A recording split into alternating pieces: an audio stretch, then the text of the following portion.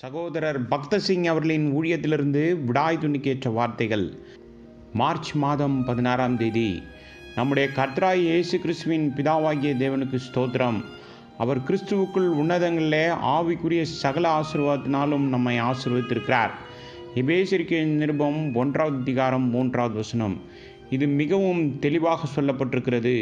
அவர் கிறிஸ்துவுக்குள் உன்னதங்களிலே ஆவிக்குரிய சகல ஆசீர்வாதத்தினாலும் நம்மை ஆசீர்வதித்திருக்கிறார்.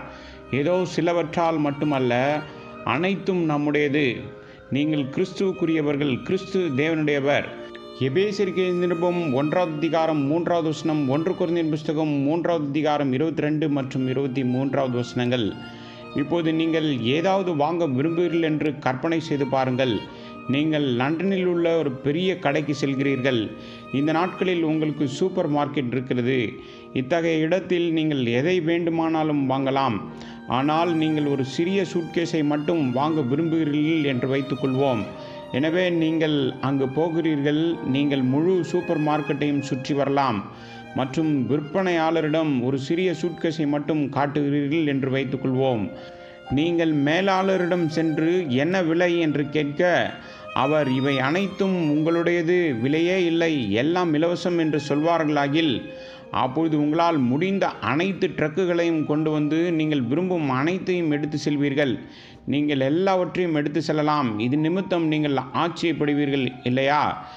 நீங்கள் ஒரு சிறிய சூட்கேஸை வாங்க வந்தீர்கள். ஆனால் மேலாளர் உங்களிடம் சூப்பர் மார்க்கெட் முழுவதும் உங்களுடையது, அதை நீங்கள் எடுத்து செல்லலாம் என்று சொல்கிறார். இது அற்புதமாக இருக்கும் அல்லவா? இதே போன்ற ஒரு காரியத்தை நீங்கள் இங்கே காணலாம். நாம் தேவனிடம் வந்து சொல்கின்றோம், தேவனே எனக்கு இரங்கும், என் பாவங்களை மன்னியும், என்னை தள்ளாதேயும், என் மீது கிருபையாயிரும் என்று. ஆனால் ஆண்டவர் சொல்கிறார், என் மகனே, நான் உன்னை மன்னிப்பது மட்டுமல்லாமல் என் முழு பரலோகத்தையும் உனக்கு தருகிறேன். இதைதான் தேவனுடைய வார்த்தை இங்கு சொல்கிறது. இவைகள் என் வார்த்தைகள் அல்ல. அவர் கிறிஸ்துவுக்குள் உன்னதங்களிலே ஆவிக்குரிய சகல ஆசீர்வாதத்தினாலும் நம்மை ஆசீர்வதித்திருக்கிறார். எபேசியருக்கு நிருபம் 1ஆம் அதிகாரம் 3ஆவது வசனம். இது ஒரு அற்புதமான ரட்சிப்பு இல்லையா? இது ஒரு பெரிய ரட்சிப்பாகும். நம்முடைய கர்த்தர் நாம் அவருடைய பரிபூர்ணத்தினால் நிரப்பப்பட வேண்டும் என்று விரும்புகிறார். இந்த நோக்கத்திற்காக அறிவிக்கட்டாத அந்த அன்பை அறிந்து கொள்ள வல்லவர்களாகவும் தேவனுடைய சகல பரிபூர்ணத்தினால் நிறையப்படவும் அவர் தமது மகிமையினுடைய ஐஸ்வர்யத்தின்படியே உங்களுக்கு அனுக்கிரகம் பண்ண வேண்டும் என்று வேண்டிக் கொள்கின்றேன். எபேசியருக்கு நிருபம் 3ஆம் அதிகாரம் 19ஆவது வசனம். என்னே ஒரு அன்பு!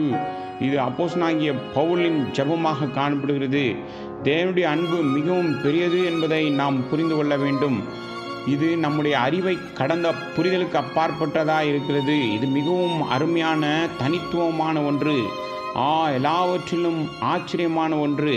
நாம் அவருடைய பரிபூர்ணத்தினால் நிரப்பப்பட வேண்டும் என்று தேவன் விரும்புகிறார். நாம் தேவனுடைய பரிபூர்ணத்தினால் நிரப்பப்படும் போதுதான் நமது ரட்சிப்பு முழுமை பெறும். இதனால்தான் நாம் அவருடைய பரிபூர்ணத்தினால் நிரப்பப்பட்டு ராஜாக்களாக நித்தியம் வரை அவரோடு இருக்க வேண்டும் என்று தேவன் விரும்புகிறார்.